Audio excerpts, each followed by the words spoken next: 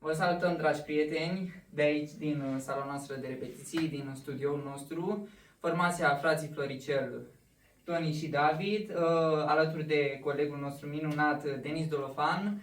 V-am pregătit multe surprize muzicale plăcute, ce sperăm să vă placă. Noi muncim cu drag și spor pentru dumneavoastră, așa că rămâneți cu ochii pe noi. Vă pupăm și vă urăm multă sănătate!